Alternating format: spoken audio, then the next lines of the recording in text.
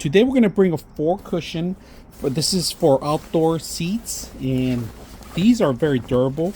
Now these come with the zippers, of course, and also the cushions. You got to make sure you leave them about 24 hours because they come very compressed, so let them fluff up a little bit. But they also can be replaced too. They have a zipper too here, so the foam itself is waterproof. This is waterproof to begin with, but this is outdoor graded. You can see the nylon and the plastic mesh together. So we're going to set them up in our chairs and see how well it looks. So they give you a pair of 4, so you can use the one for the bottom for the seat and one for the top. So we're going to use 1 and 1. So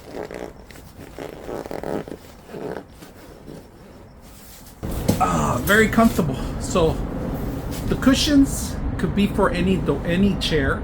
They have different measurements, different colors.